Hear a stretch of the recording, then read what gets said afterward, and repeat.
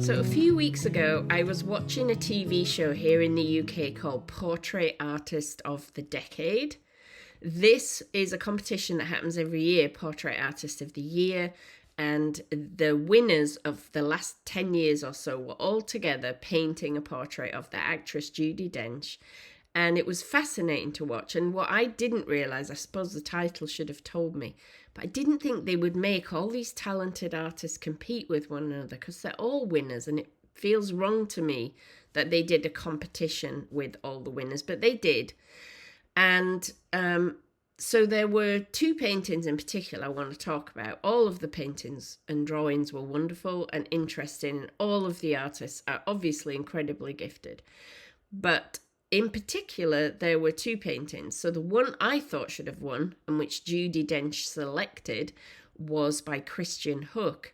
It was full of life, painterly skill, painterly beautiful use of colour, a lovely combination of abstract and realism, and not gimmicky, because when you know Judi Dench, her personality is kind of impish, mischievous, funny, full of character, and those colours that are used in that background there really get that across to me. They really communicate all the spark that is behind this now quite elderly lady.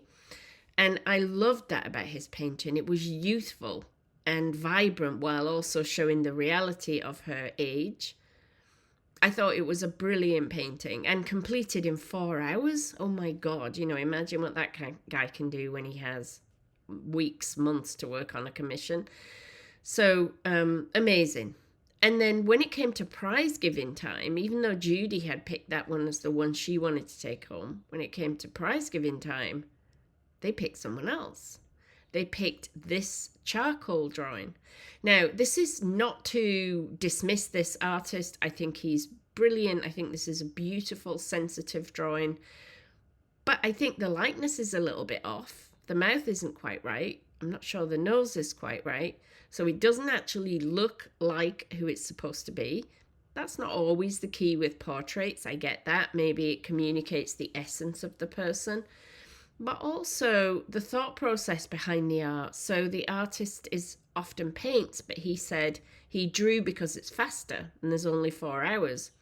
He didn't draw in charcoal because he had a thought process behind it to do with the sitter. He drew because that's the most efficient way. And when his painting was chosen as the winner, he nearly fell over. I nearly fell over. I think most of Britain nearly fell over, because the other one seemed so much more accomplished and also so much more well thought through. As I say, I'm not here to badmouth the artist who made the drawing. I think it's very, very beautiful, and who am I to say? But the point of this isn't to critique him or his drawing or the judging. It's to say that it brought home to me just how subjective it is when we decide about who wins in art.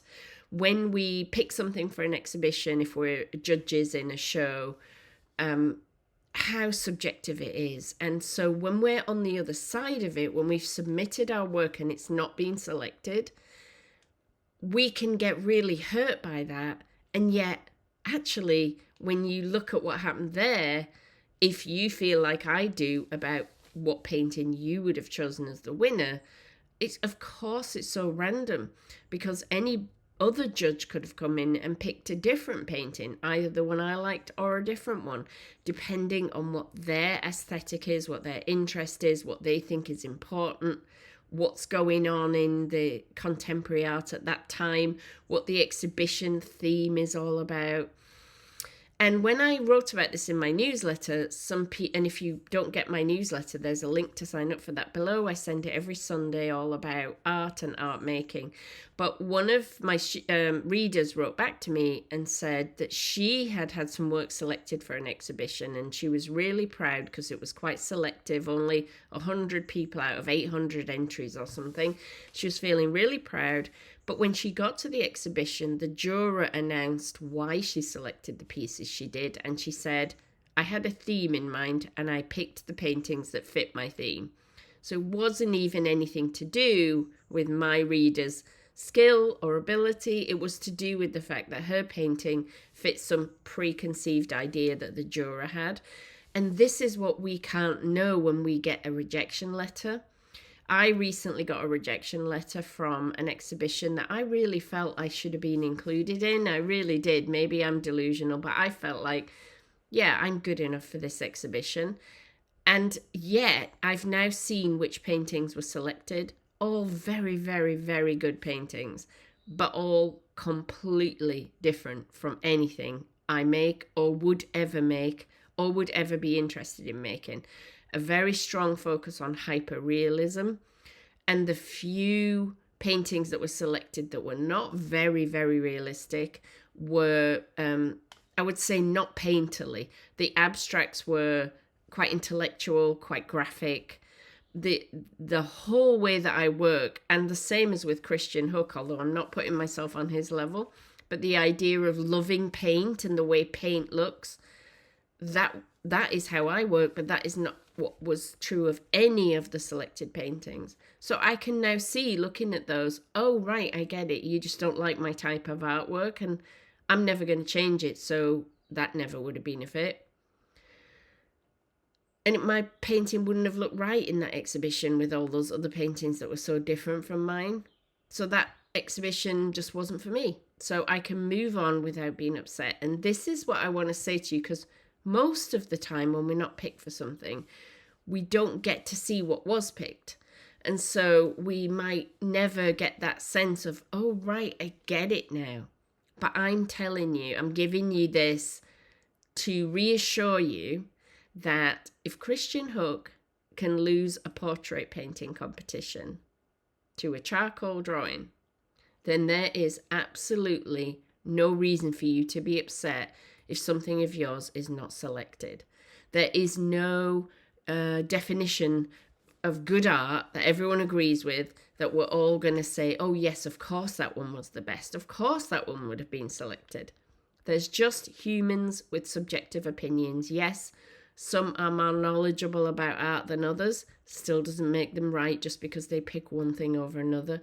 Just means they've got different interests, different tastes, different concept in mind, different considerations, and we never know what those are. So the next time you get one of those rejection letters, don't take it personally.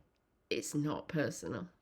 Don't forget to check out my artist community, Art Tribe, which you can find the link to wherever you're watching this video, or if you're on Instagram, the link will be in my bio. Art Tribe is an amazing, supportive community of artists. It's also a lot of education. We do regular classes, artist interviews, visits to artist studios. Anything you want to know about art making, it's there in Art Tribe. Come and join us. You get a free month to look around, see what you think, and I'll see you soon. Bye-bye.